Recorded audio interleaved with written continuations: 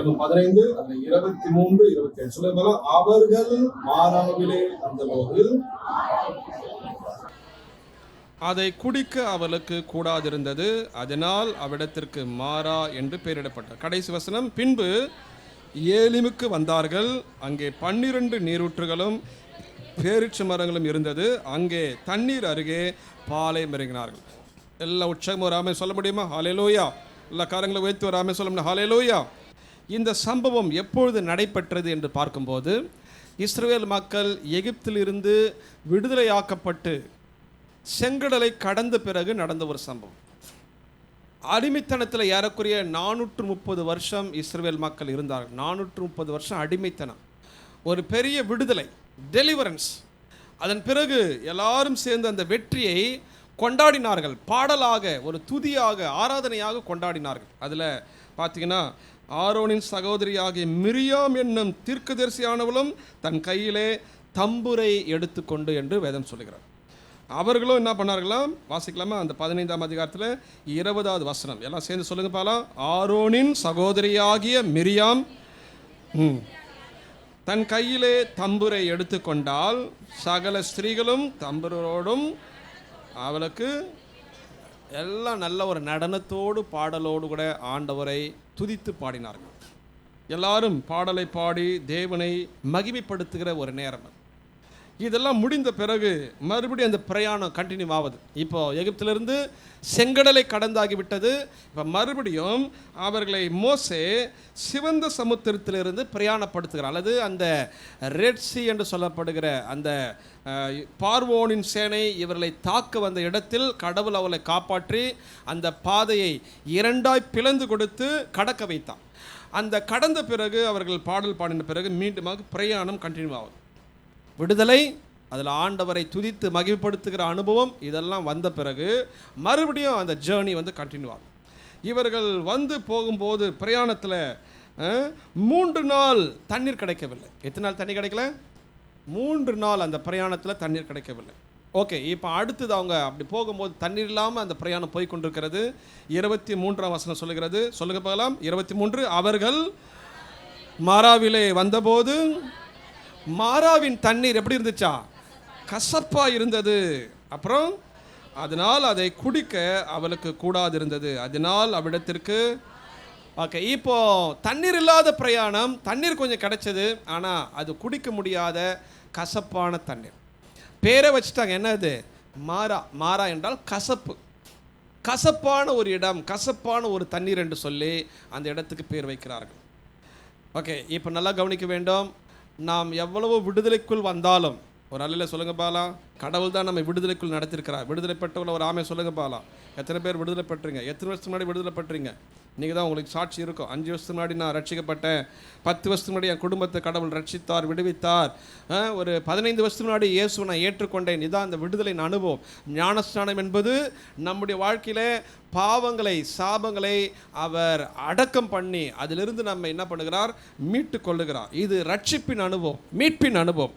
இப்போ என்னை விடுதலையாக்கின கடவுளை சந்தோஷமாய் பாடுகிற அந்த கூட்டம், சபை அல்லது விசுவாச குடும்பம் தான் இப்பொழுது அவர்களுக்கு தண்ணீர் கிடைக்கவில்லை.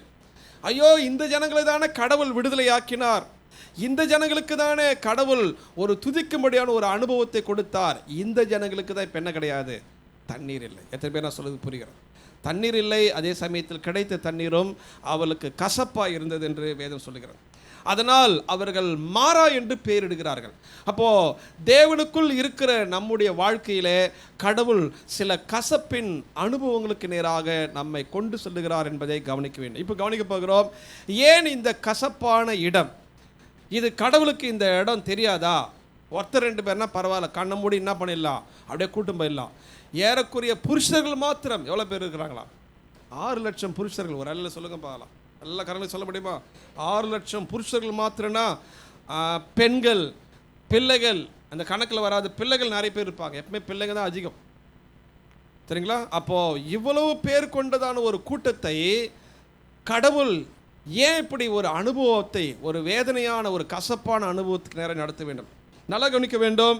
இவர்களை நடத்தியது மோசேயும் ஆரோனும். ஆனால் அதே சமயத்தில் இவர்களை முன்பதாக நடந்து சென்றது ஒரு மேகம், கர்த்தருடைய மேகம். அதில் 13ஆம் அதிகாரம் 21 யாராவது ஒருத்தர் வாசிப்பாலாம். 13:21 நல்லா கவனிப்பாலாம். கர்த்தர் பகலில் அவர்களை வழிநடத்த மேகஸ்தம்பத்திலும், ஓகே, இரவில் என்ன பண்ணுகிறார் ஆண்டவர்? வெளிச்சம் காட்ட அக்கினி ஸ்தம்பத்திலும் அவர்களுக்கு முன் சென்றார். எல்லாம் ஒரு ஆமை சொல்ல முடியுமா? எல்லாம் கரங்களுக்கு ஆமை சொல்ல முடியுமா? நல்ல உற்சாகம், ஹல்லேலூயா. கர்த்தர் ஒரு மேகஸ்தம்பத்தில் முன் செல்லுகிறார். அக்கினி ஸ்தம்பத்தில் அவர் இரவிலும், பகலில் மேகஸ்தம்பத்திலும் முன் செல்லுகிறார். இப்போ அந்த முன் செல்லுகிற மேகத்தை பின்வைத்து இப்போ 15:22 சொல்லுகிறது, பின்பு மோசே இஸ்ரவேல் ஜனங்களை சிவந்த சமுத்திரத்திலிருந்து பிரயாணப்படுத்தினான். மேகத்தை பார்த்து இவருடைய பிரயாணம் இருக்க வேண்டும். மேகம் முன் செல்லுகிறது. இதை பார்த்து மோசே யார் என்ன பண்ணணும்? இவங்க ஜனங்களை லீட் பண்ணணும், கைட் பண்ணணும். எத்தனை பேர் ஆமே சொல்ல முடியும்? கரங்களுக்கு ஆமே சொல்ல முடியுமா? அப்போ இது ஒரு தற்செயலாய் வந்த இடம் அல்ல. இது அவர்கள் தவறாய் திட்டமிட்டு வந்த ஒரு பிரயாணமும் அல்ல. அல்லது மோசே தப்பாக கொண்டு வந்துட்டாரு அப்படிலாம் சொல்ல முடியாது. அவருக்கு என்னென்னா, அவருக்கு ஒன்றும் சொல்ல தெரியாது கேட்டால். மேகத்தை பார்த்து அவங்கள நடத்த வேண்டும். மேகம் எங்கு நிற்கிறதோ நிற்க வேண்டும். மேகம் எப்பொழுது நடந்து செல்லுகிறதோ நடக்க வேண்டும். மேகம் எந்த பாதையில் செல்லுகிறதோ அந்த பாதைக்கு நேராக தான் இவர் என்ன பண்ணோம், மக்கள் என்ன பண்ணோம், ஒழுங்குபடுத்தி கொண்டு சொல்ல முடியும். எத்தனை பேர் ஆமே சொல்ல முடியும்? கரங்களுக்கு தெரியாமல் சொல்ல முடியுமா? ஓகே, அப்போது இந்த பாதையில் ஏன் இந்த கசப்பு என்று பார்க்கும்போது, இந்த கசப்பில் என்ன நடந்தது என்று வேதம் சொல்லுகிறது. இப்போ தண்ணீர் கிடைக்கவில்லை, அடுத்ததாக கசப்பான தண்ணீர். உடனே என்ன பண்ணிட்டாங்க ஜனங்கள்? 24 வசனம், அப்பொழுது ஜனங்கள் மோசேக்கு விரோதமாய் முறுமுறுத்து எண்ணத்தை குடிப்போம். நம்முடைய வாழ்க்கையில் சில நேரத்தில் சில குறைவுகள் வரும்போது எதுவும் வந்துடும், முறுமுறுப்பு வந்துடும். இவர்கள் ஆண்டவரிடத்தில் ஜெபித்திருந்தால் நலமாக இருந்திருக்கும். கடவுளே, இவ்வளோ பிள்ளைக்குட்டிகளாம் வச்சிருக்கிறோமே, கொஞ்சம் தண்ணி இல்லாமல் கஷ்டப்படுறமே சொல்லிட்டு அவர்கள் தேவனை நோக்கி ஆண்டவரிடத்தில் முறையிட்டு இருந்தால் ரொம்ப நல்லா இருந்திருக்கும். ஆனால் அவங்க என்ன பண்ணிட்டாங்கன்னா, ஜனங்கள் மோசேக்கு விரோதமாய் முறுமுறுத்து என்ன கேள்வி கேட்குறாங்க? எண்ணத்தை குடிப்போம். ஹல்லேலூயா. நல்லா கவனிக்கணும். மோசே எத்தனை லிட்டர் வாங்கி கொடுப்பார் சொல்லுங்க பால்? அவர்கிட்ட என்ன தண்ணி அது என்னது வாட்டர் கேன் சப்ளை பண்ணுறாங்களா? அந்த கம்பெனி வச்சுருக்கிறார். இல்லை கொடுக்க தான் முடியுமா? நல்லா கவனிக்கணும். மோசையால் தனிப்பட்ட விதத்தில் என்ன பண்ண முடியாது, கொடுக்க முடியாது. ஒரு அல்ல சொல்லுங்க பார்க்கலாம். புரிந்த எத்தனை பேர் ஆமே சொல்ல முடியும்? ஓகே, இப்போ ஆனால் மோசே என்ன செய்கிறார்? 25ஆம் வசனம் சொல்லுகிறது. எல்லாம் சேர்ந்து சொல்லுங்க பார்க்கலாம். மோசே, எல்லாம் சத்தமா, மோசே கர்த்தரை நோக்கி கூப்பிட்டான். கரங்களை ஊற்றிராம சொல்ல முடியுமா? இப்போ இவன் கூப்பிட்டா தான் கூப்பிடணுமா? தண்ணி யாருக்கெல்லாம் தேவை? எல்லாருக்குமே தேவை. அப்போ நல்லா கவனிக்க வேண்டும். ஆண்டவர் சில கசப்பின் அனுபவத்தில் நாம் என்ன செய்கிறோம்? What is our heart? நம்முடைய இருதயம் எப்படிப்பட்டது என்பதை அவர் கண்காணிக்க விரும்புகிறார். சில நேரங்களில் இது நெருக்கமாக இருந்தாலும் விடுதலை பெற்ற ஜனம், துதித்த ஜனம், ஆராதித்த ஜனங்களுக்கு தான் இந்த நெருக்கடியான வேலையை கடவுள் அனுமதிக்கிறார். நிச்சயமாக மோசேனால் ஒன்றும் பண்ண முடியாது. மிஞ்சி போன ஒரு 10 லிட்டர் கூட கொடுக்க முடியாது. அவர் என்னதான் ஆடு மேய்த்து அந்த அதே வனாந்திரத்தில் அவர் அனுபவசாலியாக இருந்தாலும் எல்லா ஜனங்களுக்கும் தேவையானதை கொடுக்க முடியாது. ஆனாலும் அவர் இந்த ஜனங்களுக்கு நேராக கொடுக்க முடியாது. ஆனால் பரம தகப்பன் கொடுக்க முடியும். எத்தனை பேர் விசுவாசிக்கிறீங்க? ஆகவே அவர் சொல்லுகிறார், கர்த்தரை நோக்கி கூப்பிட்டான். உடனே ஆண்டு சொல்லுகிறார், அப்பொழுது கர்த்தர் மோசேக்கு என்ன பண்ணுகிறாரா? ஒரு மரத்தை காண்பிக்கிறார். உடனே என்ன பண்ணுகிறான்னு சொன்னால், அவன் தண்ணீரில் போட்டவுடன் அது மதுரமான தண்ணீர் ஆயிற்று. அல்லேலூயா. இப்போ கவனிக்கணும். கடவுளிடத்தில் எப்பொழுதுமே ஒரு விடை இருக்கிறது. கடவுளிடத்தில் எப்பொழுதுமே ஒரு மாற்றத்துக்கான வழிமுறை இருக்கிறது. இப்போது இந்த இடத்தில் அவர்களுக்கு ஒரு இனிமையான செய்தி என்னவென்று சொன்னால், அந்த மரத்தை அவர்கள் போட்டவுடன் அந்த தண்ணீரில் இருந்த அந்த கசப்பு நீங்கி அது மதுரமாயிற்று. வேதம் சொல்லுகிறது, அது எப்படிப்பட்ட தண்ணீராக மாறிற்றா? மதுரமான தண்ணீராக, ஒரு இனிமையான தண்ணீராக மாறிவிட்டது. கர்த்தர் நம்முடைய வாழ்க்கையில் இருக்கிற கசப்பின் பாடங்களில், அனுபவங்களில், வனாந்திரத்தில் செல்லுகிற அந்த பாதையில், நமக்கு இருக்கிற வேதனையான அந்த சூழ்நிலையில் அதை மாற்றுவதற்கு கடவுள் ஒரு வழி வைத்திருக்கிறார். நம்ம அப்போ எங்கே தான் பார்க்கணும்? முதல்லனா கடவுள் பார்க்கணும். எல்லாரும் மோசைகிட்ட சொல்லி இப்படி கஷ்டப்படுறமே என்ன பண்ணலாம்? ஒரு ஆலோசனை கேட்டால் பரவாயில்ல, ஆனால் ஜனங்கள் ஆனால் வேறு விதத்தில் செயல்படுகிறார்கள். நம்ம கவனிக்க வேண்டும். நம்முடைய குடும்ப வாழ்க்கையிலும் கூட பலவிதமான நெருக்கடியான பாதைகள் வரும்போது நாம் என்ன செய்கிறோம்? கடவுளையே முறுமுறுக்கிறோமா, அல்லது ஊழியக்காரர்களை முறுமுறுக்கிறோமா, அல்லது குடும்பத்தில் இருக்கிற பிறரை நாம் அதில் வேதனையான வார்த்தைகளை சொல்லி நாம் நடக்கிறோமா, அல்லது ஆண்டவரிடத்தில் இதற்கு ஏதாகிலும் தீர்வு கிடைக்குமா, ஆண்டவர் இதற்கு ஏதாவது மாற்றம் கொடுப்பாரா, ஆண்டவர் இதற்கு ஏதாகிலும் அற்புதம் செய்வாரா என்பதை அவர் எதிர்பார்க்கிறார். கீழே சொல்லப்படுகிறது அந்த 25 கீழ்ப்பகுதி எல்லாம் சொல்லுங்க பால. அவர் அங்கே அவர்களுக்கு ஒரு நியமத்தையும் நியாயத்தையும் என்ன பண்ணாரா? கட்டளையிட்டு அங்கே அவர் என்ன பண்ணாரா? சோதிக்கிறார். நல்லா கவனிக்கிட்டு. இப்போ ஆண்டவர் என்ன பண்ணுகிறார்? அப்போ இந்த பள்ளியில் யார் தான் கொண்டு வந்தார்னா எதுக்கு தான்? சோதிக்கிறார். இவங்களுடைய வாழ்க்கை எப்படி இருக்கிறது, இவருடைய வாயில் வார்த்தைகள் எப்படி இருக்கிறது, இவருடைய நோக்கம் எப்படி இருக்கிறது, இவர்கள் எப்படிப்பட்ட முதத்தில் முயற்சி செய்கிறார் என்பதை கடவுள் பார்க்கிறார். நம்முடைய வாழ்க்கையில் நிச்சயமாக கடவுள் நம்மை அடிக்கடி ஆராய்ந்து பார்ப்பார். நான் கடந்த நாட்கள் கூட சொன்னேன், ஆபிரகாமை கடவுள் என்ன பண்ணாராம்? சோதித்தார். ஏன் சொல்லுங்க பாலாம்? எதை கேட்டு சோதிச்சார்? எதை கேட்டு சோதிக்கிறார்? சொல்லுங்க பாலாம். அவனுக்கு பிடிச்சதா பிடிக்காதுதா? அவனுக்கு எது நேசம், எது பிரியுமோ அதை தான் கேட்குறாரு. இதை கொடுக்குறானா கொடுக்க மாட்டானா? ஒரு அல்ல சொல்லுங்க பாலாம். நம்மளை அடிக்கடி ஆண்டவர் டெஸ்ட் பண்ணி பார்ப்பாரு. ஆனால் நல்லா கவனிக்கணும், அந்த சோதனை நமக்கு ஒரு முன்னேற்றத்துக்கான அல்லது நம்முடைய வாழ்க்கையுடைய மேன்மைக்கான ஒரு வழியாக தான் இருக்கும். பிசாசின் சோதனை நமக்குள் இருக்கிற அந்த பாவ விருப்பங்களை தூண்டிவிட்டு செய்து நம்மளை குழியில் தள்ளுற ஒரு சோதனையாக இருக்கும். நல்லா கவனிக்கணும். பிசாசின் சோதனைக்கும் தேவன் கொண்டு வருகிற டெஸ்ட் என்று சொல்லுகிற பரீட்சைக்கு வித்தியாசம் இருக்கிறது. நம்மை தரத்திலிருந்து கீழே தள்ளுவதற்காக அல்ல, தரத்திலிருந்து மேல் நோக்கி கொண்டு வருவதற்கு ஒரு பாடம், படிப்பினை நமக்கு சொல்லிக் கொடுக்குறது அந்த சோதனை. ஏப்பா நீ இவ்வளோ மார்க் தான் எடுத்துக்கிற, உன் நிலைமை பார்த்துக்கோ, நீ இனிமேல் என்ன பண்ணு, நல்லா படி. ஒரு அல்ல சொல்லுங்க பார்க்கலாம். இப்போ டெஸ்ட் ஸ்கூலில் பிள்ளைங்களாம் பரீட்சை எழுதுது, அந்த ரிசல்ட்டை பார்த்து தான் என்ன தெரியும்? இவங்க பிள்ளைங்க எவ்வளோ படித்தாங்க, இவங்களுடைய இம்ப்ரூவ்மெண்ட் எவ்வளோ தேவைன்றது டீச்சர் சொல்லிக் கொடுப்பாங்க. ப்ராக்டிக்கலாக அதுதான். நடைமுறை பயிற்சி சொல்லுவாங்களா, ப்ராக்டிக்கல். இந்த லேப்லாம் சொல்லுவாங்க, லேபில் வந்து ப்ராக்டிக்கல் சொல்லுவாங்க. அதில் என்ன தெரியுங்களா, இவங்க எப்படி பண்ணுறாங்க, திறமையாக பண்ணுறாங்களா, நல்லா படித்து கொண்டு தான் மூளையில் ஞாபகம் வச்சு கரெக்டாக பண்ணுறாங்களா, இதெல்லாம் ஒரு டெஸ்ட் ஆக்சுவலி. சரிங்களா? இப்போ அதே போல் கடவுள் நம்முடைய நிலையை நாம் அறிந்து எதில் நாம் வளர்ச்சி அடைய வேண்டும், எதில் நல்லா இம்ப்ரூவ் ஆக வேண்டும் என்பதை கடவுள் நமக்கு காட்டுறார். இதை காட்டி நீ இம்ப்ரூவ் ஆகு அப்படி தான் சொல்கிறார். நீ டெவலப் பண்ணிக்கோ, நீ உன் விசுவாசத்தில் வளர்ந்துக்கோ, நீ இன்னும் கொஞ்சம் ஜெபம் பண்ணு, அல்லது இன்னும் கொஞ்சம் உன்னை மாற்றுக்க என்று தான் வைக்கிறான். ஆனால் பிசாசு என்பவன் நமக்கு ஆசை காட்டி மோசம் போக்குகிறவன். நமக்கு எதெல்லாம் ஆசை விருப்பங்கள் தூண்டப்படுமோ அதை நம்ம முன்னாடி அப்படி போடுவோம். ஒரு மீனை பிடிக்குன்னா என்ன போடுவாங்க சொல்லுங்க பாலாம்? ஒரு மீனை பிடி என்ன போடுவாங்க? அந்த இதெல்லாம் மீனுக்கு ஏதோ அந்த இது மாதிரி போடுவாங்க. போட்டோடனே மீனுங்களை என்ன பண்ணும்? டக்குன்னு அப்படியே வந்து அதை பறிக்கிறோம். உடனே என்ன உண்டு? அப்படியே வலை போட்டு முடிஞ்சு போச்சு. பிசாசின் சோதனை அதுதான். நம்மளை கவுக்கிறதுக்கு, நம்மளோட வாழ்க்கையில் இருக்கிற ஆவிக்குரிய நிலையிலேருந்து அப்படியே கீழே கொண்டு போகிறதுக்கு. நல்லா வித்தியாசத்தை புரிந்து கொள்ள வேண்டும். இந்த இடத்துல அவர்களை அவர் சோதிக்கிறார், ஒரு நியமத்தை கட்டளையிட்டு சோதிக்கிறார். நல்லா கவனிக்கணும். இவ்வளோ பெரிய கூட்டம் நிற்கிறது, இவ்வளோ பெரிய தேவை இருக்கிறது. ஆண்டவர் சொல்லுகிற ஒரு காரியம் என்ன காண்பிக்கிறார் சொல்லுங்க பாலம்? 25 வசனம் மேல் பகுதி. மோசே கர்த்தரை நோக்கி கூப்பிட்டான். அப்பொழுது கர்த்தர் மோசேக்கு எதை காண்பிக்கிறாரு? ஒரு அலையில் சொல்லுங்க பாலாம். இதுக்கு அதுக்கு என்ன சம்மதம்? 6 லட்சம் புருஷர்கள், பெண்கள், ஸ்திரீகள். ஆண்டவர் எதை காமிக்கிறாரு? மரத்தை காமிக்கிறார். ஆனால் அதை என்ன பண்ண எடுத்து? இதுதான் கீழ்ப்படிதல். ஆண்டவர் நம்ம எதிர்பார்க்குற மாதிரிலாம் நம்ம பிரச்சனை தீர்வு கொடுக்க மாட்டார். எத்தனை பேர் புரியுது? நம்ம விரும்புகிற மாதிரி நம்முடைய வாழ்க்கையுடைய தேவைகளுக்கான வழியெல்லாம் காட்ட மாட்டார்.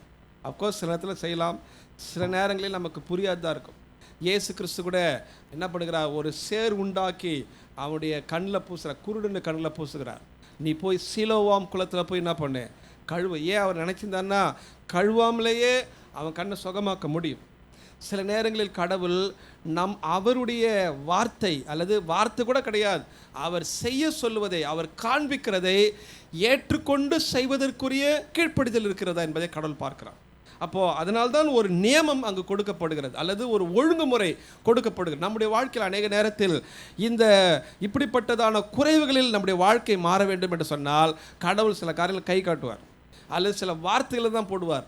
அதை நாம் பிடித்து கொண்டு செய்கிறவர்களாக இருந்தால், அல்லது அதை நம்பி கீழ்ப்படுகிறவர்களாக இருந்தால் அங்கே நிச்சயம் வெற்றி இருக்கிறது. எத்தனை பேர் ஆமே சொல்ல முடியும்? அப்போ இதில் தான் கடவுள் கண்டுபிடிக்கிறார், நான் காட்டுவதை அல்லது நான் சொல்லுவதை செய்கிறாயா, அல்லது நீ இன்னும் வேற ஏதாவது ஊற்று திறக்கும், இல்லை வேற ஏதாவது மழை பெய்யும் என்று நீ உன்னுடைய இருதயத்தின் நினைவிலிருந்து எதிர்பார்த்து கொண்டிருக்கிறாய். அநேக நேரத்தில் நம்முடைய இருதயத்தின் விருப்பத்தின் நோக்கத்தின்படி தான் வழி திறக்கும் அல்லது அற்புதம் நடைபெறும் என்று பார்த்து கொண்டிருக்கிறோம். ஆனால் ஆண்டவர் அவரை பொறுத்த வரைக்கும் ஒரு சாதாரண ஒரு புல் துரும்புன்னு சொல்கிற பாருங்க, அதை வைத்து கூட நமக்கு நன்மை கொடுப்பார். இந்த இடத்துல ஆண்டவர் செய்கிற ஒரே ஒரு காரியம், மரத்தை காண்பிக்கிறார், உடனே மோசை எடுத்து போடுகிறான். இதுதான் நம்முடைய வாழ்க்கையில் செய்ய வேண்டிய காரியம். அப்போது ஆண்டவருடைய சோதனை, அவருடைய வார்த்தைக்கு நாம் கட்டுப்படுகிறோம். இப்போ நம்ம எல்லாரும் வாசிக்க போகிறோம் 26வது வசனம். எல்லாம் சேர்ந்து சொல்லுங்க பாலாம். அதே அதிகாரத்தில் 26, நீ உன் தேவனாகிய கர்த்தரின்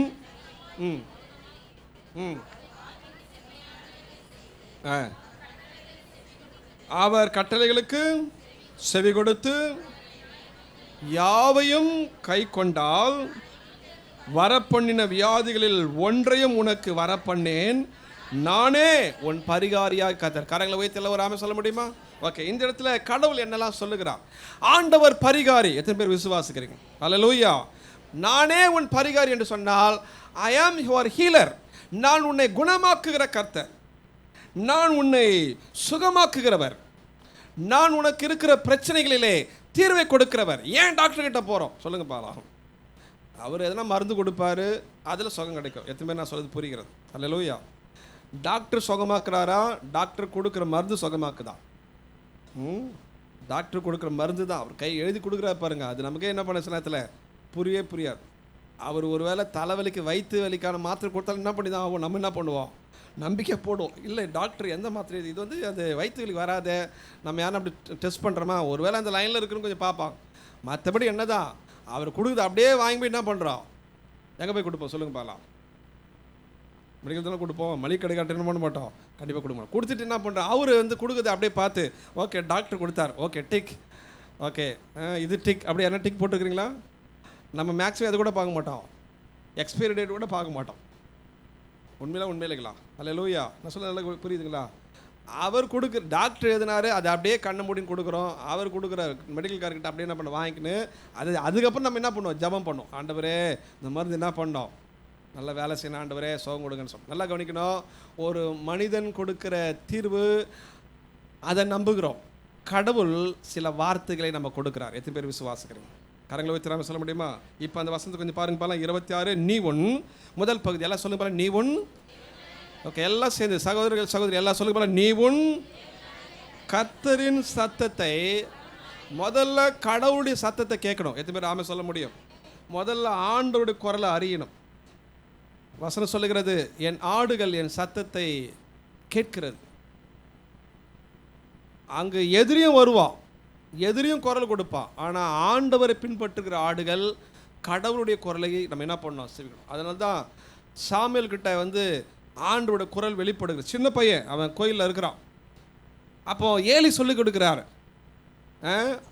சொல்லும் அடியேன் கர்த்தாவே சொல்லும் அப்படின்னு கேட்குறான். உடனே அவன் பதில் கொடுக்குறான், கர்த்தாவே சொல்லும்.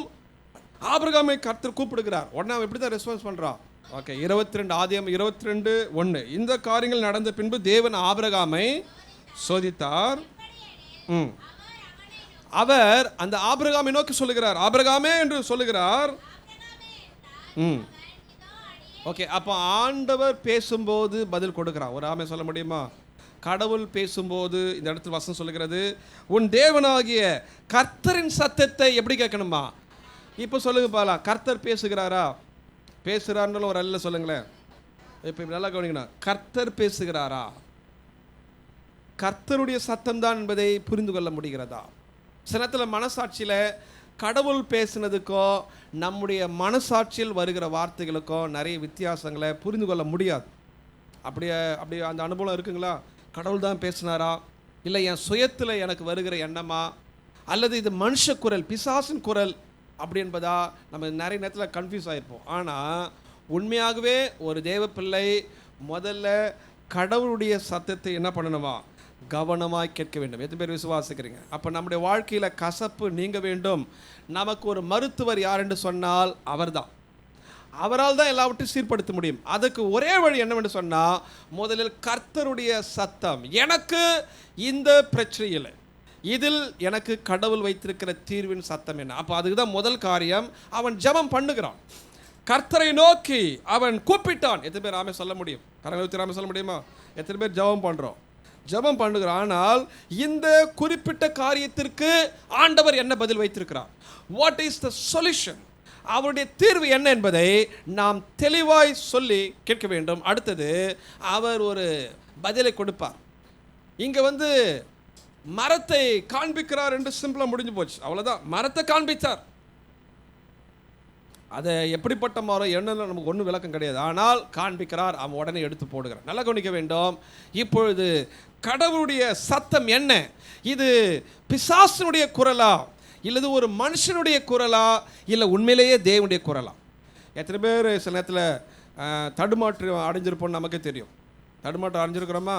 இது ஆண்டவரை ஏன் மாம்சத்திலிருந்து வருகிற குரலா, அல்லது அல்லது ஒரு மனுஷன் மூலமாக சத்துரு கொடுக்கிற குரலா, அல்லது கடவுள் தான் என்கிட்ட பேசுகிறாரா? இப்போ இதுக்கு ஒரே வழி என்னவென்றால், கடவுளுடைய சத்தத்தை நாம் கவனமாக கேட்கணும்னா, கடவுள் பேசும்போது அது எப்படி கேட்கணுமா? அந்த வசனம் சொல்லுது, வாசிங்க பாருங்க. அந்த முதல் பகுதி 26, உன் தேவனாகிய கர்த்தரின் சத்தத்தை எப்படி கேட்கணுமா? கவனமாக. ஒரு ஆமை சொல்லுங்க பாக்கலாம். கவனம் என்றால் ரொம்ப ஒரு தெளிவோடு கூட கேட்கணும். இன்றைக்கி நம்முடைய கடவுளுடைய குரலை தடை பண்ணுகிற காரியங்கள் அல்லது விலைக்கு போடுகிற காரியங்கள் நிறைய இருக்கிறது. ஆனால் நம்ம கொஞ்சம் முதல்ல குரலை கேட்கணும். அதாவது வசனத்திலிருந்து பிசாசு இயேசுவை ஏமாற்றுகிறான். வசனம் கடவுளுடையது. எத்தனை பேர் ஆமே சொல்ல முடியும்? வார்த்தை யாருது தான்? கர்த்தர் தான். எந்த வசனம்னா சங்கீதம் 90 சொல்கிறான். ஆனால் அதை சொல்லுகிறவன் யார்? 4ஆம் அதிகாரம் அதில் 6வது வசனம். ஓகே, எல்லாம் கவனிப்பால. நீர் தேவனுடைய குமாரனேயானால்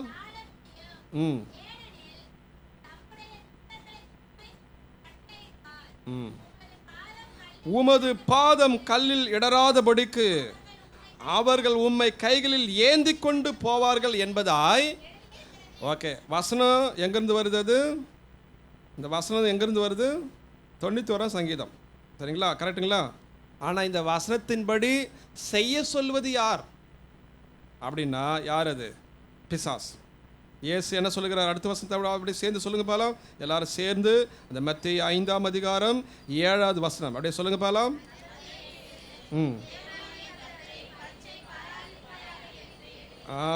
பாருங்க, சங்கீதம் 91 வசனம் சொல்கிறான், உங்கள் பாதம் கல்லில் இடராதபடிக்கு அவர்கள் என்ன பண்ணுவாங்களா? ஏந்தி கொண்டு போவார்கள் சொல்லி பைபிளில் இருக்குது. ஆமாம், பைபிள் சொல்லுதான், கடவுளுடைய வார்த்தை தான், இது கர்த்தருடைய வார்த்தை தான், அதில் எந்த ஒரு மாற்று கருத்து கிடையாது. ஆனால் இந்த இடத்தில், இந்த குறிப்பிட்ட நேரத்தில் பிசாசுடைய தந்திரம் என்னவென்று சொன்னால், நீர் குதியும் தூதர்கள் காப்பாற்றுவாங்க. ஏன்னா அப்படி தான் பைபிளில் எழுதியிருக்குது. இதுதான் கவனிக்க வேண்டும். இது யாருடைய குரல்? கரங்களை உயர்த்தி வராமல் சொல்லுங்க பாலாம். ஓகே, நல்லா கவனிக்க வேண்டும். இது எல்லாருக்கும் இருக்கிற பிரச்சனை. நானே சில நேரத்தில் குழம்பு போயிடுறேன். போன வருஷத்தில் ஒரு குறிப்பிட்ட காரியம் நான் அதை முடிவு எடுத்தேன். ஆனால் அதில் கடவுள் மறுபடியும் அதை கன்ஃபார்ம் பண்ணும்போது வித்தியாசமாக வருது. மறுபடியும் அதை கடவுள் தெளிவுபடுத்திட்டார். அதுக்கப்புறம் நான் ஜெபம் பண்ணேன். ஏன்னா நான் தொடர்ந்து ஜெபம் பண்ணேன். அருமையானவர்களே, கடவுள் என் வாழ்க்கையில் கசப்பு மாற்றவில்லை, என்னுடைய வாழ்க்கையில் இன்னும் குறைவுகளை நிறைவாக்கவில்லை என்று சொல்லி நம்மையே நாம் வேதனைப்படுத்திக் கொள்ள வேண்டாம். முதல்ல what is the God's word? இந்த வேர்டுன்றதை விட அவருடைய குரலான்றது முதல்ல பார்க்கணும். வார்த்தை தான். இந்த வார்த்தையை வச்சு தானே பிசாசை ஏமாத்துறான், வசனத்தை வச்சு தானே ஏமாத்துறான். அதனால் வசனம் சொல்லிச்சு சொல்லிட்டு நான் வசனம் சொல்லி தான் நான் செய்து எனக்கு விடுதலாம் அப்படி சொல்ல வேண்டாம். கொஞ்சம் தெளிவுபடுவோம். எளிமையாக ஆண்டோடைய வார்த்தை சொல்லுகிறது. இப்போது அந்த யாத்திராமம் 6 முதல் பகுதி, நீ முதல்ல அவர் சத்தத்தை கேள். அவர்கிட்ட இருந்து வர சத்தம் தானா? அதாவது சொல்லப்படுகிற ஆலோசனைகள், சொல்லப்படுகிற வசனங்கள், தட் இஸ் செகண்டரி, அது இரண்டாவது. ஆனால் சொல்லுகிறது கடவுள் தானா? தீர்க்க தரிசனம் என்கிற பெயரில் பிசாஸ் என்ன பண்ணுவான்? குழப்புவான். இன்னொன்று, தீர்க்க தரிசனம் என்கிற பெயரில் ஊழியர்களும் சில நேரத்தில் சுயத்திலிருந்து பேசலாம். அதை நம்ம அதனால் அவங்கள ஊழியக்கால குறைஞ்சோட கூட சொல்ல வேணாம்.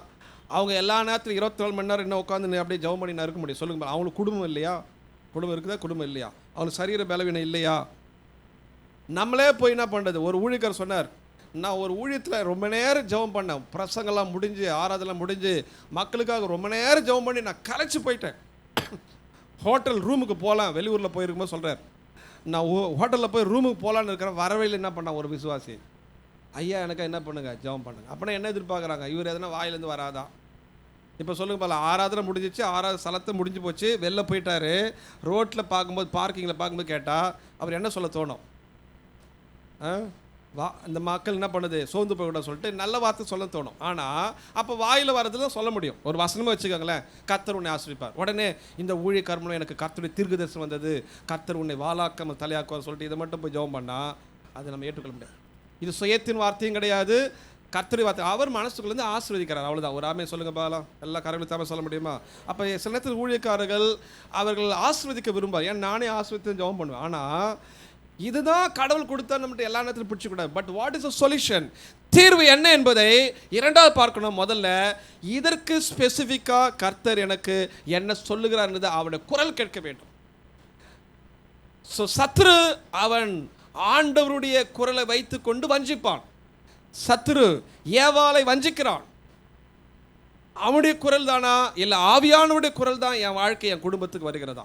இரண்டாவது சொல்லப்படுகிறது, அதை என்ன பண்ணுங்கன்னா கேட்டு அவர் பார்வைக்கு என்ன பண்ணுங்க, சமையல். ஓகே, ரெண்டாவது சொல்லுங்க போலாம், உன் தேவனாகிய கர்த்தரின் சத்தத்தை எப்படி கேளுங்க? முதல்ல சீக்கிரமா கவனமாக கேளுங்க. ரெண்டாவது ஓகே, இப்போ அவருக்கு பிரியமானதை சமையல்னா அவருக்கு ஏற்றதை சரியானதை நான் செய்ய வேண்டும். இதுதான் அடுத்தது. இப்போ என்னுடைய பார்வைக்கு ஏற்றபடி நான் செய்யாமல் கடவுளுக்கு ஏற்றபடி தான் செய்யணும். ஓகே, அதுக்கு நான் என்ன பண்ணணும்? அதுக்கு தான் சொல்லப்படுகிறது அடுத்த பகுதி, அவருடைய நியமங்களை, அதாவது அவர் கட்டளைக்கு என்ன பண்ணுங்கன்னா செவி கொடுத்து நியமங்கள் யாவையும் கை கொண்டால். அடுத்ததாக அதுக்கப்புறம் தான் கடவுளுடைய கட்டளைகள். நீ இதை செய் அல்லது இதை செய்யாதே, நீ போ. ஆண்டு சொல்லுவார், உன் விசுவாசம் உன்னை ரட்சித்தது, நீ சமாதானத்தோட போ அப்படின்னு ஆண்டவர் எளிமையாக சொல்லியிருப்பார். அல்லது சீலோவாம் என்கிற குளத்தில் போய் என்ன பண்ணினே கழுவு, அதான் கட்டளை. இல்லை சில இடத்துல என்ன சொல்லுவார் ஆண்டவர் நம்முடைய வாழ்க்கைக்கு இந்த காரியங்களை, அந்த எலிசா தீர்க்கதரிசி மூலமாக நாகமான் குஸ்ரோய்க்கு ஒரு வார்த்தை வருது, நீ யோர்தான் நதியில் போய் என்ன பண்ணினே 7 தரம் அங்கே.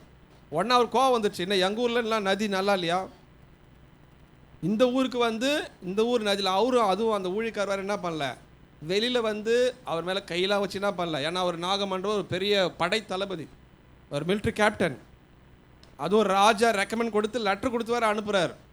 அந்த ராஜா பெரிய ராஜா, ஒரு அல்ல சொல்லுங்கப்பா, கரங்களை வச்சு நல்ல கரங்களை தாமே சொல்ல முடியுமா? நான் சொல்ல எதுவுமே புரியுது. ஆனால் இவர் என்ன பண்ணுறாருன்னா வீட்டு விட்டு வெளில வரல, கூட இருக்கிற அந்த ஊழியக்காரங்கிட்ட சொல்லி நான் சொன்னதாக போய் சொல்லிட்டார். இப்போ அவர் கௌரவம் என்னாச்சு, அவர் இவ்வளோ பெரிய லெட்டர் எடுத்துன்னு வர்றார், ராஜாவுடைய மரியாதை என்ன? உடனே அவருக்கு ரொம்ப டென்ஷன் ஆயிடுச்சு. வார்த்தை என்னவென்று சொன்னால், நீ 7 தரம் போய் கழுவு. அதை வந்து நாங்கள் வந்து சொல்லி கை வச்சு சொன்னாதான் இல்லை, வார்த்தை கடவுளுடைய வார்த்தை. உனக்கு உன் குஷ்டரோகம் நீங்கணுமா, உன் வியாதி நீங்கணுமா, நீ 7 தரம் போய் கழுவு. உடனே தான் கூட இருக்கிற சொல்கிறாங்க, ஐயா நீ கொஞ்சம் செய்து தான் பாரு சொல்லும் போது அவருக்கு என்ன பண்ணுறது, கொஞ்சம் கூலாக வரார். ஒரு அல்ல சொல்லுங்க பாலாம், ஒரு அல்ல சொல்ல முடியுமா? நம்ம வாழ்க்கையில் சில நேரத்தில் கடவுள் சொல்லுகிற காரியத்தை செய்வதற்கு மனதில் இருக்கும்போது உடன் இருக்கிறவர்கள் குடும்ப நபர்கள் தான் என்ன பண்ணோம், செய்து தான் பார்ப்போமே என்று சொல்லும்போது நிச்சயமாக அதில் ஒரு விடுதலை இருக்கிறது. அவன் போய் செய்கிறான், 7 தரம் முழுங்குகிறான். ஒரு குழந்தை போல அவன் சரீரம் குஷ்டரோகம் நீங்குகிறது என்று வேதம் சொல்லுகிறான். பரிகாரி ஆகிய கர்த்தர். எத்தனை பேர் விசுவாசிக்கிறீங்க? நம்முடைய வாழ்க்கையில் எப்படிப்பட்டதான குறைவில் இருந்தாலும் முதல்ல கடவுள் பேசுகிறாரா, அடுத்தது அவருக்கு பிரியமானதை நான் செய்கிறேனா, அடுத்தது அதில் அவருடைய கட்டளை என்ன, இங்கே மரத்தை காண்பிக்கிறான், உடனே அவன் அதை எடுத்து போடுகிறான். நம்முடைய வாழ்க்கையிலும் கடவுள் என்ன கட்டளை வைத்திருக்கிறாரோ அந்த கட்டளை அல்லது செய்ய சொல்லுகிற காரியம். இரண்டாவதாக அதில் நான் அவருக்கு பிரியமான காரியத்தை செய்வதற்கு நான் ஆயத்தமான, அதில் எதுவும் மிக்ஸ் பண்ணக்கூடாது. பாதி கடவுளுடைய வார்த்தை, பாதி யாருடைய விருப்பமாக இருக்கக்கூடாது, நம்ம விருப்பமாக இருக்கக்கூடாது. ஒரு அல்ல சொல்லுங்க பாலாம், கல்யாணம் பண்ணுறேன் ஆனால் யாரை வச்சு தான் பண்ணுவேன், பாஸ்டர் வச்சு தான் பண்ணுவேன். அல்ல இல்லையா, ரொம்ப விளக்கெலாம் சொல்லணுமா? சரி, ஒரு வீடை கட்டுறேன், வீடு என்ன பண்ணுவேன், நான் திறப்பு விழா பண்ண போகிறேன். யாரை வச்சு தான் ஒரு திறப்பு விழா? பாஸ்டர் வச்சு தான். அல்ல சொல்லுங்க பார்க்கலாம். ஆனால் நல்ல நேரம் வந்து யார் சொல்கிறது? அது கேலண்டர் சொல்லும். இப்போ வித்தியாசம் புரியுதுங்களா? எத்தனை பேர் நான் சொல்ல வித்தியாசம் புரியுது? வீடு திறப்பு விழா பாஸ்டர் தான் வந்து ஜெபம் பண்ணுறாரு, ரிப்பெல்லாம் கட் பண்ணுறாரு. ஆனால் அதில் சொல்லப்படுகிற நேரம் காலை 5லிருந்து 6:30 மணிக்குள்ளாக. அது யார் சொல்லுகிற நேரம்? பஞ்சாங்கம் சொல்லுகிற நேரம் என்றால் இதான் போட்டு குழப்பறது. தீர்வு கடவுள்கிட்டேருந்து வச்சுன்னா இதில் நம்ம பிரியம் இருக்கக்கூடாது. முழுமையாக அவருக்கு பிரியம். அதுதான் சொல்லுது, அவர் பார்வைக்கு செம்மையானது, சரியானது. அருமையானவர்களே, நாம் யாராக இருந்தாலும், புதிய ஆத்மா இந்த சபைக்குள்ள நீங்கள் புதிதாக இருந்தாலும், நான் ரொம்ப நாள் இருக்க சொன்னாலும், நான் ஊழியமே பண்ண சொன்னாலும், யாராக இருந்தாலும் முதல்ல அவருடைய குரல் என்ன, அவருடைய கட்டளை என்ன, அதை நான் அவருக்கு பிரியமான விதத்தில் தான் செய்யணும். கட்டளை செய்கிற சொல்லிட்டு நான் அதை போட்டு குழப்பிக்கூடாது. முழுமையாக அவர் சொல்லுகிறதை நிறைவேற்ற வேண்டும். அப்படி செய்தால் இப்போ சொல்லுங்க பல கீழ்ப்பகுதி, அந்த நியமங்கள் யாவையும் 1-2 இல்லை எல்லாத்தையும் கை கொண்டால் கீழே சொல்லப்படுகிறது. சொல்லுங்க, நான் ஓகே எல்லாம் செய்து சொல்லாமா, நான் எகிப்தியருக்கு வியாதிகளில் ஒன்றையும் வரப்பண்ணேன், நானே உன் பரிகாரியாகிய கர்த்தர், நான் உனக்கு தீர்வு கொடுக்கிற கடவுள். எத்தனை பேர் விசுவாசிக்கிறீங்க? வராமல் சொல்ல முடியுமா? ஒரு சில வசனம் வேகமாக சொல்ல நான் முடிக்க விரும்புகிறேன். 2 நாளாகவும் 7:13 முதல் வாசிங்க. 7:13. நான் மழை இல்லாதபடிக்கு வானத்தை அடைத்து தேசத்தை அழிக்க வெட்டு கிளிகளுக்கு கட்டளையிட்டு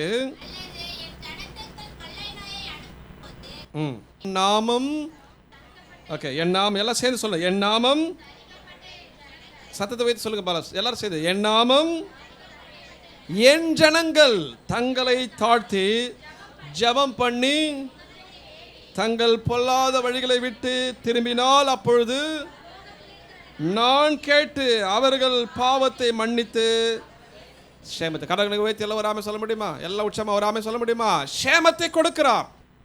not only for a family, the whole nation, முழு தேசத்துக்குமே சேமத்தை கொடுக்கிறாரா? எப்போ என்று சொன்னால் மழை என்கிறதான பிரச்சனை, மழை தடை போய் விட்டது. வெட்டுக்கிளிகள் என்கிற பிரச்சனை, பயிர் வளர்ந்துச்சு ஆனால் வெட்டுக்கிளி போட்டு அரைச்சிச்சு. நீங்கள் கிராமத்தில் போய் பார்த்தீங்கன்னா பயிர் வளரும், பார்த்தா வெட்டுக்கிளி வந்து சாப்பிட்டு போயிடும். வேலை உண்டு ஆனால் என்ன கிடையாது, வருமானம் கையில் நிற்க முடிகிறது. வேலையே இல்லை, அது ஒரு பிரச்சனை. வேலை இருக்கிறது ஆனால் வேலையில் என்ன நிற்க முடியுது, வருமானம் நிற்கல, எல்லாம் வீண் செலவாக போகிறது. அல்லேலூயா. கொள்ளை நோய், எப்போ பார்த்தாலும் வியாதி, வாழ்க்கையில் நிற்க முடிகிறது என்று நாம் சொல்லுவோம் என்று சொன்னால் முழு தேசத்துக்குமே கடவுள் நன்மை கொடுக்க விரும்புகிறார். எத்தனை பேர் விசுவாசிக்கிறீங்க? கரங்களை ஊற்றி சொல்ல முடியுமா? ஓகே, இப்போ என்ன பரிகாரம்? முதல்ல என் நாமம் தரிக்கப்பட்ட என் ஜனங்கள். சொல்லுங்க போலமா, யார் அவர்கள்? நல்ல சத்தத்தை சொல்லுங்க. யார்? முதல்ல அவருடைய ஜனங்கள் என்ன செய்ய வேண்டும் சொன்னால் தங்களை முதல்ல தாழ்த்தணும். ஆண்டவரே, இந்த குறைவு, இந்த பிரச்சனை, இந்த கசப்பு, இந்த வேதனைக்கு ஆண்டவரே என்னை தாழ்த்துகிறேன். ஐ ஹம்பிள் மை செல்ஃப். என்கிட்ட இருக்கிற காரியத்துக்கு என்னை முதல்ல தாழ்த்துறேன். தாழ்மை இருந்தால்தான் பாவ அறிக்கை வரும். பாவம் அறிக்கை வர வேண்டும் என்று சொன்னால் நாம் தேவனுக்கு முன்பதாக ஒன்றுமில்லை என்பதை நீங்கள் நான் ஒற்றுக்கொள்ள வேண்டும். கடவுளுக்கு முன்பதாக முட்டி போடும்போது எந்த ஒரு மாம்சத்தின் பெருமை இருக்கக்கூடாது. ஆனால் பெருமை வந்து நிற்கும். என்ன பெருமை நிற்கும் தெரியுமா? நான் நல்லா தான் ஜெபம் பண்ணுறேன், நான் இத்தனை வருஷம் விசுவாசி, இவங்களாம் நேற்று வந்த விசுவாசி, அப்புறம் நான் கடவுளுக்கு கொடுக்குறேன், நான் நல்லா ஊழியம் பண்ணுறேன், நான் உபவாசம் பண்ணுறேன், இதெல்லாம் பெருமை. ஒரு அலையில் சொல்லுங்கள் பார்க்கலாம். எல்லாத்தையும் இதெல்லாம் ஒன்றுமே கிடையாது. இதெல்லாம் திஸ் இஸ் மை டியூட்டி, இதை நான் செய்யணும், செய்தால் எனக்கு நல்லது. ஆனாலும் இவைகளையும் கடந்து சில காரியங்கள் மாறுவதற்கு தாழ்த்த வேண்டும். இரண்டாவது, தாழ்த்தி ஜெபம் பண்ணி ஆண்டவருடைய முகம், இதில் ஆண்டவருடைய பிரசன்னத்தின் கைடன்ஸ் என்ன, what is the guidance of the Lord, அவருடைய வழிகாட்டுதல் என்ன, அதை சொல்ல அவர் முதல்ல அவர் குரலை கேட்கணும்.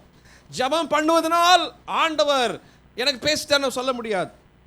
ஜெபத்தில் என்ன பேசினார், அடுத்தது ஜெபத்தில் கடவுள் தான் பேசினாரா, என் மாம்சம் பேசித்தான், அல்லது பிசாசே எனக்குள்ளேருந்து குரலை கொடுக்குறானா? அடிக்கடி சில பேர் ஜெபம் பண்ண சொல்லுவாங்க, எனக்குள்ளே ஒரு குரல் வருது பாஸ் சொல்லுவாங்க. வேறு ஒன்றும் கிடையாது, பிசாசு சில காரியங்களை போட்டு குழப்பறான்.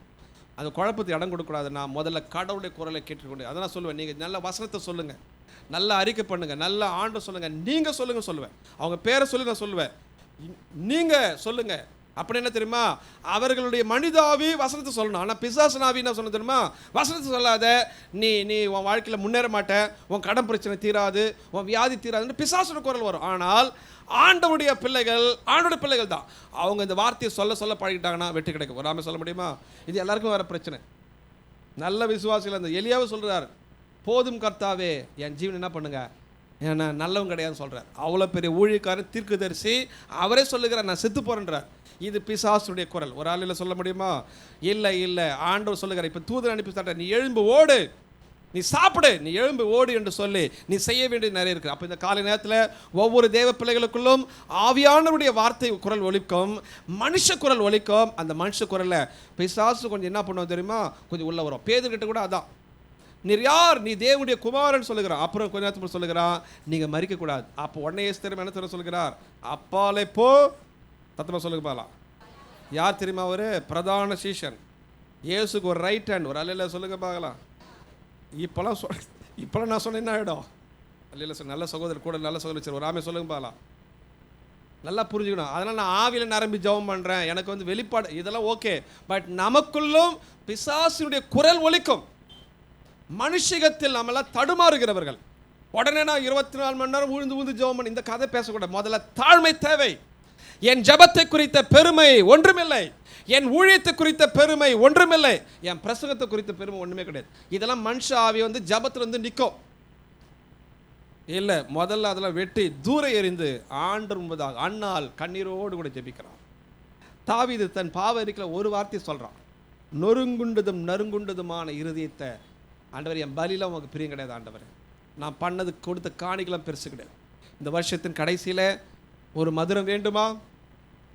வெறும் வியாதி என்கிற காரியம் கிடையாது, அது நம்முடைய வாழ்க்கையினுடைய ஒரு முன்னேற்றத்தின் மதுரமாக இருக்கலாம், ஒரு சமாதானம் என்கிற மதுரமாக இருக்கலாம், அல்லது என் வாழ்க்கையில் பலவீனத்தோடு கூட காணப்படுகிற ஒரு வியாதி என்கிறதான ஒரு மதுரமாக இருக்கலாம், அல்லது பண கஷ்டத்தில் என்னால் மீண்டு வர முடியவில்லை என்கிறதான ஒரு மதுரமாக இருக்கலாம், அல்லது வேலையில் ஒரு முன்னேற்றம், there will be a success, அல்லது படிக்கிற பிள்ளைகளாக இருந்தால் எனக்கு ஞானம் என்கிற காரியம் குறைபட்டு போயிருக்கு, அறிவு குறைபட்டு போயிருக்கிறது. ஆண்டவர் ஒரு மதுரத்தை கொடுக்கிறவரை எத்தனை பேர் அதை விசுவாசிக்கிறீங்க? தாழ்த்தி ஜெபம் பண்ணி என்னுடைய முகம் என்னுடைய பிரசன்னத்தை தேடி, ஆண்டவர் பிரசன்னத்தை நம்ம தேடணும். அதை தேடி தங்கள் பொல்லாத வழிகளை விடணும். என்ன செய்யணும் கடைசியா? சொல்லுங்க போல, பொல்லாத வழிகளை விட்டு திரும்பினால், அதான் ரொம்ப முக்கியம். சொல்லுங்க போல, தங்கள் நேற்று ஜெபம் பண்ணோம், வேதனை உண்டாக்குகிற வழி உண்டு. அது நானே சொல்லலை, ஏன்னா நான் சொன்னால் அப்புறம் பாஸ்ட் என்ன சொல்லக்கூடாது, அதான் உங்ககிட்டே வார்த்தை உண்டு. எல்லாம் நல்லா சூப்பராக சொல்லுங்க. ஒரு அலையில் சொல்லுங்க பாலாம், எதெல்லாம் நம்ம வேதனை உண்டாக்க முடியும், எப்படிலாம் வேதனை, எல்லாம் நிறைய வார்த்தைகள் வச்சு ஒரு ஆமை சொல்லுங்க பாலாம். இதைத்தான் நம்ம பிரசங்கமாக பண்ணுவார், ஒன்றுமே கிடையாது. ஏற்றுக்கொள்ளணும். பாஸ்ட் என்னை பற்றி பேச அவங்க எத்தனை பேர் வச்சு நான் பேசின்னு இருக்க முடியும்? சொல்லுங்க பாலாம். அப்படி பேசினாலும் ஓகே, கடவுளுடைய வார்த்தையை ஏற்றுக்கொள்கிறேன் என்றால் அவர்கள் அசைக்க முடியாத விசுவாசம் எழும்புவார்கள். ஒரு ஆமை சொல்லுங்க பாலாம். நல்ல கரங்கள் வச்சு ஆமை சொல்லுங்க பாலாம்.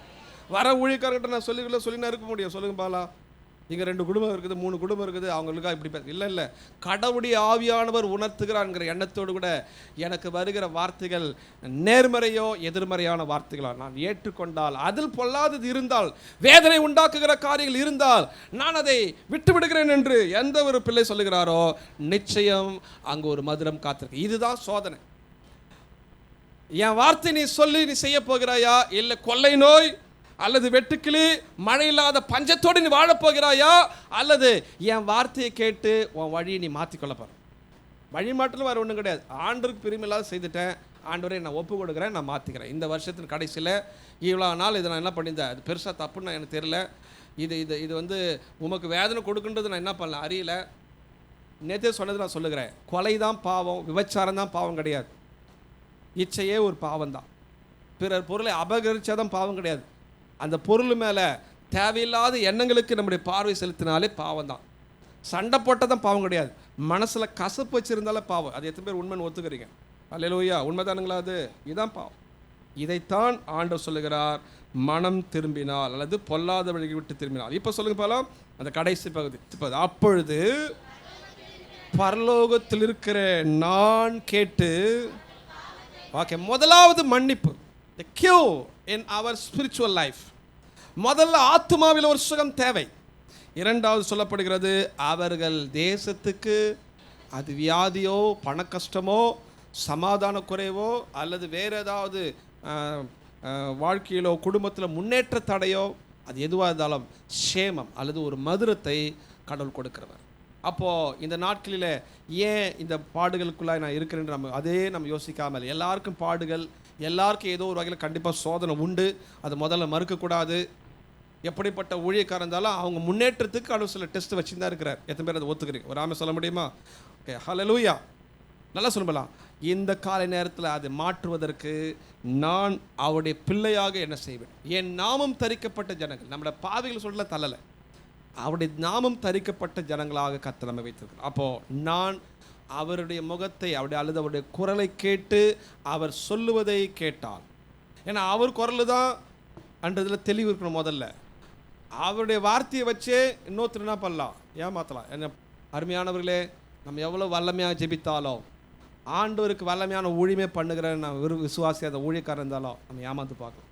பிசாசின் குரல், ஆண்டுடைய வார்த்தையை வைத்து பிசாசு பேசுவான், வசனத்தை வைத்தே பேசுவான். இந்த காலை நேரத்தில் சேமம் ஏன் வரவில்லை, ஏன் ஆண்டவர் சொல்ல நம்ம கருத்து சொல்லலாம். முதல்ல அவருடைய வாய்ஸ் ஆஃப் த லார்ட், அது ஊழியக்காரர்கள் மூலமாய் வருகிறதா, பிரசங்கத்தில் வருகிறதா, துதி ஆராதனையில் வருகிறதா? நான் சொல்லுவேன் அடிக்கடி, ஸ்தோத்திரத்திலே ஆண்டவர் பேசுவார். ஒரு நல்ல சொல்லுங்க பார்க்கலாம், நல்ல கரங்கள் தாம சொல்லுங்க பார்க்கலாம், நல்ல கரங்கள் வைத்து. அதான் சொல்ல ஆரம்ப ஜபத்தில் இருக்கணும். பிரசங்கத்தில் ஆண்டவர் பேசணும்னு சொல்லிட்டு பிரசங்கத்தை வந்தீங்கன்னா உங்கள் உள்ள வசனம் போகாது. ஸ்தோத்திரத்திலே நீங்கள் இருக்க பழகணும். ஏன் அடிக்கடி சொல்கிறேன்னா, கடவுள் அதுலேயும் பேசுவார். நான் அதை விசுவாசிக்கிறேன். ஐ ஹாவ் எக்ஸ்பீரியன்ஸ், நிறைய கன்ஃபர்மேஷன் அதிலே எனக்கு வெளிப்பட்டிருக்கு. அப்போது அதுக்கு அப்புறம் தான் ஆண்டவர் என்ன சொல்லுகிறார், வாட் த லார்ட் சேஸ், அதில் ஆண்டவர் எனக்கு என்ன சொல்லுகிறார், அதை கேட்டு நடந்தால் நிச்சயம் மதுரத்தை கொடுக்கும். இந்த 2024 பல கசப்புகளோடு கூட நாம் கடந்து வந்திருக்கலாம், அல்லது இன்னும் இருக்கலாம். கர்த்தர் நிச்சயமாக ஒரு மதுரத்தை கொடுக்க போகிறார். விசுவாசிக்கிற மாத்திரம் இல்லை, சொல்லுங்க பாலாம். அது உங்களுக்கு மாத்திரம் இல்லாமல் இருக்கலாம், உங்கள் குடும்பத்துக்காக இருக்கலாம். ஒருவேளை உங்கள் குடும்பத்துக்கு மாத்திரம் இல்லை, உங்களுடைய சந்ததிகளுக்காக இருக்கலாம். கர்த்தர் நிச்சயம் செய்வார். நாம் அவரை தொடர்ந்து மகிமைப்படுத்துவோம்.